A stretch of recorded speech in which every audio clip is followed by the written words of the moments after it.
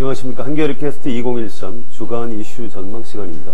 저는 한겨레신문 정치부 성한용 기자입니다. 오늘은 김용준 국무총리 후보자에 대해서 얘기를 해보도록 하겠습니다.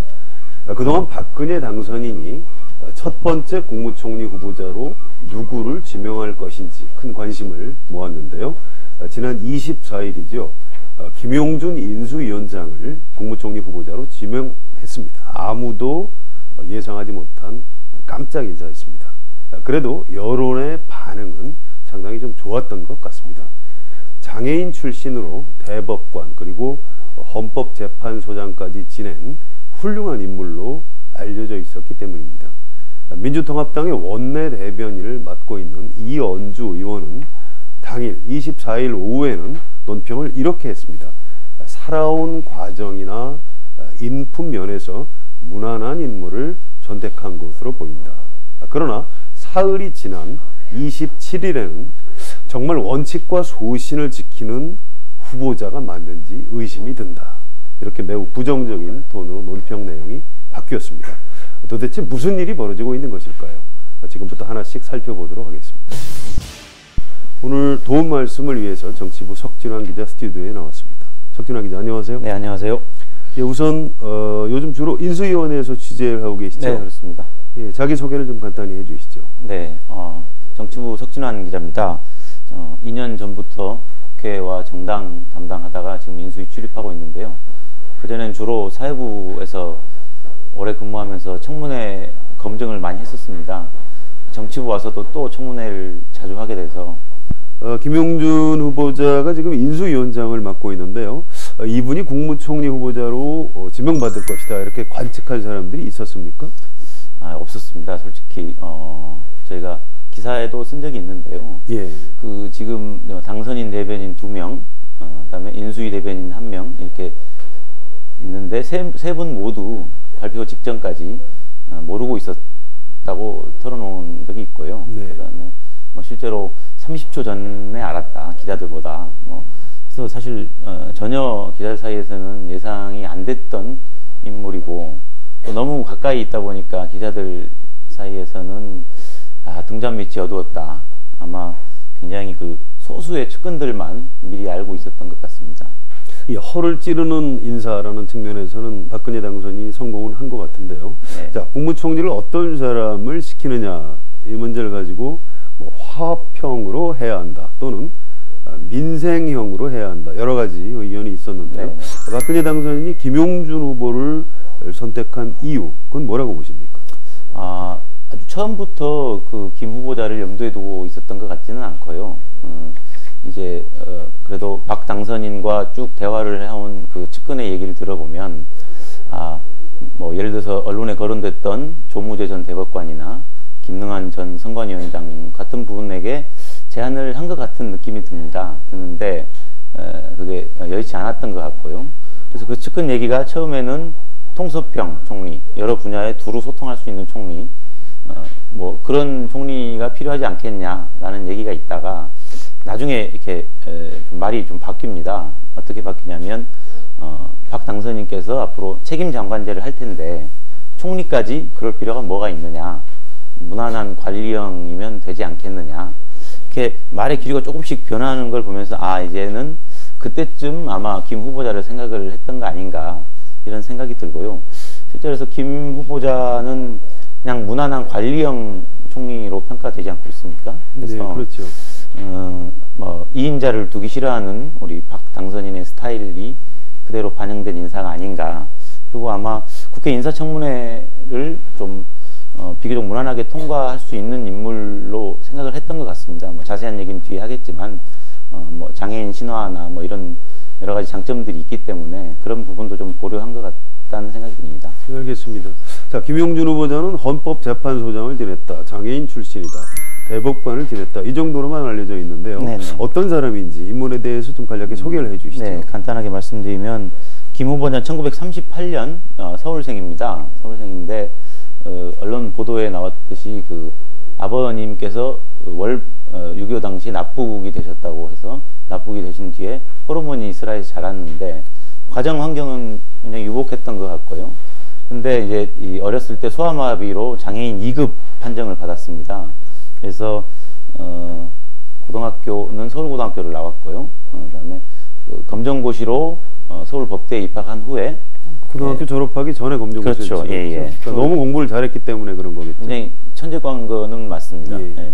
그래서 그 9회 고등고시 사법과에 합격을 하는데요. 이때 나이가 만으로 따져보니까 19세입니다. 네. 그리고 3년 뒤에 만 22세부터 판사 생활을 시작한 아주 초엘리트라고 볼 수 있죠.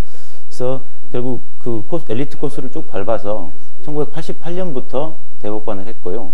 6년 지나고 난 뒤에 곧바로 다시 대법관 퇴임 뒤에 1994년부터 헌법재판소장을 했습니다. 예. 예, 그 정도 짚어볼까요? 자, 박근혜 당선인하고 김영준 후보자하고의 특별한 인연이 있었습니까? 아닙니다. 그 특별한 인연은 없고 지금 저희가 좀 자료를 찾아보니까 과거에 김 후보자와 박근혜 당선인이 한 2번 정도 공식적인 자리에서 뭐 시상식이라든가 청와대 만찬 자리 같은 데서 만난 적이 있다고는 합니다. 하지만 실제로 같이 이제 되면 서로 알게 되고 교류하게 된 건 작년 9월 네. 김 후보자를 이제 박근혜 선대위 공동위원장으로 그렇죠. 영입하면서 그때부터 그러니까 큰 인연은 없었던 셈이죠. 네, 예. 작년 9월에 그럼 처음 네, 그렇습니다. 관계를 맺기 시작했다. 네네. 자, 문제는 자 이제부터인데요. 네. 자, 여러 가지 비리 의혹이 드러나고 있습니다. 네. 자, 이 중에서 가장 심각한 것부터 좀 하나 소개를 해주실까요? 네. 크게 보면 이제 2가지입니다. 핵심적인 게 2가지인데요. 이 신문들 보신 분들 알겠지만 일단 그 나이가 아주 어린 그러니까 6살 때 또는 7살, 8살 때인 자녀들이 네. 예. 들이 당시 경기도 안성 그다음에 서울 서초동 굉장히 비싼 땅들을 취득을 했습니다. 경제적 능력이 없는 아들들이 어떻게 해서 그런 재산을 취득하게 된 과정, 그러니까 증여세 납부는 제대로 됐는지, 그 이후에도 이 주택을 신축한다든가 이럴 때도 그 돈, 경제적 능력이 없는 자식들이 어떻게 그 돈을 마련했는지 그런 것들이 좀 검증이 필요한 부분이라고 생각되고요. 또 역시 이것도 이제 두 아들의 문제인데요. 두 아들이 이제 지금 둘 다 병역이 면제를 군대 안 갔군요. 네, 그렇습니다. 둘 다 아들인데. 군대를 안 갔는데 장남은 체중 미달, 차남은 통풍입니다. 통풍이요? 네, 근데 이때 이 두 사유 당시 다 이전에 우리가 그 사회적으로 고위층 자녀들의 그 면제 사유로 논란이 됐던 사안들이거든요. 이 부분에 대해서도 병적기록부 검토 등이 필요한 것 같습니다. 자세한 검증이 필요하다는 얘기죠. 예, 그런데 과거에 대법관이나 헌법재판소장에 임명됐을 때, 네네. 그 당시에도 뭐 재산 공개라든가 뭐 인사청문회 이런 거를 거치지 않았나요? 대법관 때는 인사청문회가 없었고요. 제도가 없었군요. 예. 헌법재판소장 그때 94년에도 아마 제대로 된 인사청문회가 없었던 것 같습니다. 네. 없었는데 공직자 재산 공개 제도는 존재했고 실제 93년 당시에 공개된 재산 내역이 지금 이제 다시 검증을 해보니 문제가 생기고 있는 것이죠. 예. 그 당시에는 그럼 언론에서 네네. 신고된 재산을 가지고 좀 제대로 안 따져봤었던 모양이죠. 그때는 93년에는 이제 YS 정부 들어서 네, 김영삼 정부 초기죠. 초기에 일제히 이제 재산 공개를 하기 때문에 굉장히 수가 많습니다. 네. 정관계 두루 막 수백 명의 재산이 한꺼번에 공개됐기 때문에 어떤 개인에 대한 그 자세한 검증은 좀 어려웠다고 보여집니다. 예, 한꺼번에 많은 사람들이 공개하는 바람에 네, 언론에서도 그렇습니다. 제대로 못 짚고 넘어갔을 것이다. 네네. 이렇게 보시는 것이죠. 네. 자, 이런 의혹의 내용이 사실이라면, 그러니까 예. 부동산 투기를 자녀 명의로 했다거나 두 아들이 군대 안 가도록 뭔가 영향력을 했다거나, 만약에 이게 사실이라면 굉장히 심각한 네, 그렇습니다. 그런 문제점인데요. 당사자 김용준 후보자는 어떻게 설명을 하고 있습니까? 오늘도 일부 석간신문에 김 후보자의 반응이 보도가 되기는 했는데요. 전체적인 톤은 아무 문제 없다. 문제 없다. 청문회 통과할 수 있다라고 그냥 자신감을 보이고 있는 것 같습니다. 구체적인 설명을 하고 있지는 않습니까? 네, 지금 총리실 인사청문회 인사청문회 준비단이 있습니다. 있는데 자료를 지난 주말에는 공공기관에서 자료를 취합하기 어려웠습니다. 어려웠기 때문에 의혹이 제기가 된 게 그렇습니다. 주말이기 때문에 네. 공공기관이 문을 닫았다. 네. 그래서 자료를 확인할 수 없었다. 네, 그런 그래서 얘기죠. 오늘 통화를 해보니 자료를 취합하고 있고 한꺼번에 조만간 설명하겠다. 그리고 아직은 그럼 설명을 네. 내놓고 있지는 않은. 네, 그리고 않은 뭐 거네요. 오늘 저 김 후보자의 워딩은 뭐였냐면 내가 횡령이나 뭐 무슨 공금을 어떻게 한 것도 아니고 무슨 뇌물을 받은 것도 아닌데 그게 무슨 큰 문제가 되느냐, 다 설명이 된다. 네. 이제 뭐 그럼 내놓을 자료를 한번 기다려 봐야 될 것 같습니다. 부동산 투기를 안 했다라든가 그런 말은 안 하고 있군요. 그렇죠. 사실 이 아까 조금 전에 말씀드린 아들 뭐 재산이나 병역 문제 외에도 사실 7, 80년대 그 굉장한 그 때문에 땅 투기 바람이 불었던 지역에 부동산 매매를 했던 게 굉장히 여러 건이거든요. 그 부분에 대해서도 좀 차분한 검증이 필요할 것 같습니다. 예, 김용준 후보자의 자녀들이 네. 군에 가지 않았다. 이 내용과 관련해서 김대업 리스트에 네. 이름이 나온다. 네. 이런 의혹이 있던데 이건 어떻게 된 내용이에요? 네, 실제로 뭐 저희 한겨레가 확인한 바인데요. 김대엽 리스트가 뭔지에 대해서 좀 설명이 네, 필요할 것 간략한 같습니다. 설명을 좀 해주시죠. 예전에 97년 대선 당시 이해창 후보 아들 병역 면제 논란이 있었지 않습니까? 그 이후에 1998년에 군 검찰이 합수단을 꾸려서 고위층 병역 비리에 대해서 조사를 한 적이 있습니다. 네, 그렇군요. 당시 김대엽 씨가 수사팀에 있었고요. 당시에 이제 김대엽 씨가 병적 기록부를 하나하나 조회해가면서 고위층 자녀 85명에 대한 이 의심되는 내사 자료를 작성한 게 있습니다. 네네. 그걸 이제 2001년에 시사저널이 그 전체 리스트를 보도한 적이 있는데요. 실명으로 보도했어요. 네, 그렇습니다. 그러니까 자녀들의 이름은 실명으로 하지 않았지만 고위층 인사는 공직자 전부 실명과 네네. 면제 사유가 나와 있습니다. 거기 보면 김 후보자의 두 자녀가 체중 미달과 통풍으로 면제를 받았다는 걸 기록이 되어 있습니다. 의심을 받을 만한 정황은 있다. 네, 그렇습니다. 그때 당시에 수사팀 관계자 얘기가 한 60% 정도는 청탁의 징후가 보인다. 그러니까 의심될 만한 사안이 있는데 다만 공소시효가 5년이거든요. 병역 그렇죠. 비리 같은 경우. 그래서 공소시효가 지난 게 거의 대부분이어서 절반 이상이어서 수사를 제대로 하지 못했다라는 증언이 나옵니다. 네, 알겠습니다. 자, 과거에 이회창 전 대선 후보가 두 아들 병역 면제 의혹 때문에 여러 가지 논란을 빚었고요. 결국은 대통령 선거에서도 그것 때문에 두 번이나 떨어진 것 아닌가. 물론 그 이후에 또 떨어지긴 했죠. 저는 이런 게 좀 궁금한 생각이 듭니다. 우리나라 보수 정치인들이나 고위 공직자 자식들은 왜 그렇게 군에 가지 않은 사람이 많은지. 석진환 기자 왜 그렇다고 보십니까? 석진환 기자 군대 다녀오셨죠? 예, 저 현역으로 다녀왔습니다. 예, 좋습니다. 다녀왔는데 저는 현역 다녀왔으니까 이제 저희 예전에 우스갯소리로 어둠의 자식들이라고 하죠. 현역으로 가면. 갔다 온 사람이 어둠의 자식인가요? 면제된 사람들은 신의 아들. 신의 아들. 그래서 사실 이렇게 어둠의 자식이 신의 세계를 제가 어떻게 알겠습니까? 사실 근데 다만 이제 저희가 60년대부터 굉장히 그 압축 성장을 해왔지 않습니까? 그때 이제 돈과 권력이면 안 되는 게 없는 그 반칙 사회였지 않습니까? 사실 그 과정에서 그러니까 저희가 흔히 말하는 노블리스 오블리주가 실천되기 어려웠고 그런 것들이 아직까지 여전히 정착되지 못하고 좀 남아있는 게 아닌가 그런 생각이 듭니다. 그렇군요. 자, 근데 궁금한 게 말이죠. 네. 박근혜 당선인이 김용준 후보자의 이런 여러 가지 의혹을 알고 있었을까요? 아니면 모르고 지명한 것일까요? 저는 사실 몰랐다고 생각합니다. 몰랐다. 다만 저희가 박 당선인이 알고 있었을 수도 있죠. 하지만 저희가 이제 주변 취재를 하다 보면 그런 징후들을 좀 엿볼 수 있는 게 있는데요. 예를 들어 그 김 후보자의 차남이 한 언론과의 그 전화 통화에서 이런 얘기를 합니다.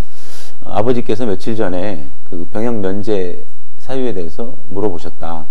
그러면 사실 그 전까지는 사실 이 자식들의 병역 문제라는 게 굉장히 중요한 검증 포인트 아닙니까? 그걸 며칠 전에 물어봤다는 건 사실 저희가들이 보기엔 제대로 검증이 안 된 게 아닌가. 미리 챙겨보지 않았다. 네, 그런 실제로 새누리당 의원들도 제대로 검증 안 한 것 같다. 이런 얘기들이 내부에서 좀 나오고 있습니다. 국무총리 후보자인데 왜 박근혜 당선인이나 인수위원회에서 사전 검증을 안 했는지 좀 이상하지 않습니까? 글쎄, 그건 저는 이제 이 박 당선인의 좀 독특한 스타일이 반영이 됐다고 생각을 합니다. 굉장히 보안을 중요시 생각하고 예. 그다음에 자기가 아는 사람, 자기가 믿는 사람을 시키는 게 철저한 지금 보여주는 인사 원칙이지 않습니까?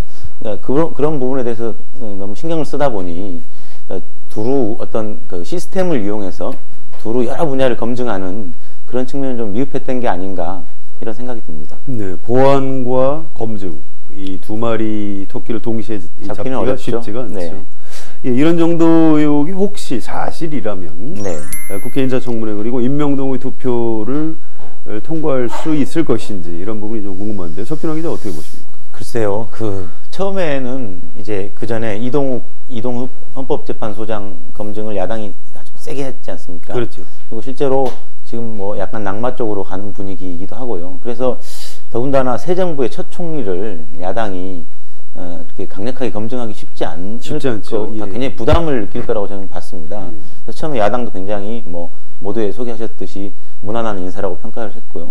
근데 이게 지금 언론에서 오히려 굉장히 검증을 세게 하고 이런저런 문제가 불거지다 보니 야당도 지금 강공 모드로 좀 돌아섰는데요.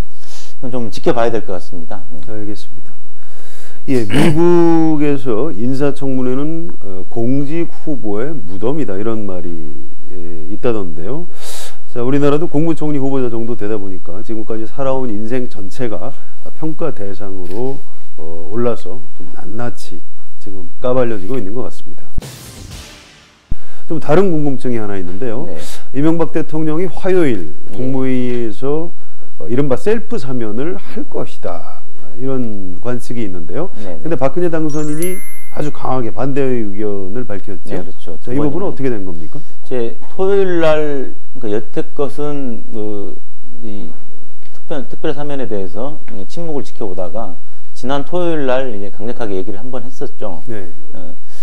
박근혜 당선인은 사실 대선 전부터 시종일관 대통령 특별 사면에 대해서 굉장히 부정적인 입장이었습니다. 실제로 대선 기간 중에는 법원이 한번 판결을 대통령이 뒤집으면 서민들이 거기에 승복을 하겠느냐, 제가 당선되면 그런 권한 남용을 하는 일은 없을 것이다라고 얘기를 했거든요. 그래서 부정적인 건 맞는데 사실은 특별 사면은 대통령의 권한이기 때문에 여태껏 좀 그에 대해서 언급을 자제해온 측면이 있는 것 같습니다. 근데 다만 기정사실 이제 청와대에서 강행하겠다는 게 확실해지니까 이 부분에 대해서는 여태껏 해왔던 말도 있고 또 지금 뭐 박 당선인의 지지율이 좀 낮게 나오지 않습니까? 그래서 좀 당선인으로서의 좀 존재감을 부각시킬 필요도 있다 이렇게 판단한 게 아닌가 생각이 듭니다. 자, 정치부 기자니까 이런 질문이 가능할 것 같은데요. 박근혜 당선인이 그런 태도를 취하는 것이 그 이유가 어떤 정치적인 선 긋기를 하기 위한 것, 명분을 챙기기 위한 것이라고 보십니까? 아니면 대통령 취임 이후에 이명박 대통령이나 측근들을 좀 손을 보게 될 가능성이 있다 이렇게 보십니까? 글쎄, 이런 이유로 사후에 취임 뒤에 손을 본다? 글쎄, 그건 아직 저는 가능성은 낮다고 보고요. 오히려 실제로 사면을 강행하게 되면 굉장한 비난 여론이 생길 텐데 그게 이제 어쨌든 정권 재창출 아닙니까? 박근혜 정부에 돌아오는 부담에 대해서 일정 정도 선긋기가 필요하다. 그래서 오늘도 다시 한번 거듭 얘기를 한 것 같고요. 저는 정치적으로 책임은 이명박 대통령에게 있다. 새로 출범하는 정부에 좀 부담을 떠넘기지 말아라. 라고 어떤 정치적인 선긋기의 의미가 있다고 생각을 합니다. 이후에 이제 박 당선인이 쭉 밝혀온 대로 사면권을 손을 본다거나 아니면 이 현 정부 사람들 손을 본다거나 그렇게까지 연결시키는 건 다소 좀 무리한 관측이 아닌가 이렇게 생각이 됩니다. 예, 알겠습니다. 본론으로 돌아가서 마무리하도록 하겠습니다. 여러분께서는 보수와 진보를 어떻게 보십니까? 간단히 말해서 보수는 체제를 지킨다 이런 의미인데요. 학술적으로는 18세기 프랑스 혁명 이후에 영국에서 탄생을 했습니다. 혁명에 맞서서 사유재산권과 상속을 지키기 위해서는 집권 세력이 도덕성을 유지하고 선제적으로 개혁을 해야 한다. 이것이 보수의 핵심적인 내용입니다. 따라서 유럽의 보수들은 체제 유지를 위해서 의무를 이행하는 것을 아주 당연하게 생각했습니다. 세금을 열심히 냈고 전쟁이 나면 자식들을 솔선수범해서 전쟁터에 내보냈습니다. 그런데 우리나라 보수 정치인들이나 고위 공직자들은 좀 이상합니다. 자, 부동산 투기는 기본이고 어떻게든 세금을 내지 않으려고 온갖 편법을 사용합니다. 뿐만 아니라 자신이 군에 가지 않거나 자식들을 군대에 잘 보내지 않습니다. 우리는 이런 사람들을 보수라고 부르지 말아야 할 것 같습니다. 이들은 그냥 욕심 많은 기득권 세력일 뿐입니다. 김용준 총리 후보자는 장애인 출신 법관으로 헌법재판소장까지 올라간 입지전적인 인물입니다. 그는 지금까지 많은 사람들의 존경을 받으면서 살아왔습니다. 그런데 총리 후보자가 된 지금 자식들 명의로 부동산 투기를 했다, 이런 의혹을 받고 있습니다. 박근혜 당선인이 첫 번째 총리 인사에서 실패한다면 취임 전부터 엄청난 타격을 받을 수밖에 없습니다. 만일 김용준 총리 후보자가 부동산 투기를 한 것이 사실이라면 박근혜 당선인이나 김용준 후보자 스스로를 위해서 신속히 물러나는 것이 옳다고 봅니다. 박근혜 당선인이 법적, 도덕적 하자가 없는 역량 있는 사람들을 대거 발굴해서 18대 대통령으로 성공적인 출발을 할 수 있기를 기대하겠습니다. 오늘 도움 말씀을 위해서 스튜디오에 나와주신 석준환 기자, 감사합니다. 감사합니다. 네, 한겨레캐스트 2013 오늘 순서 여기서 마치겠습니다. 지금까지 성환용이었습니다.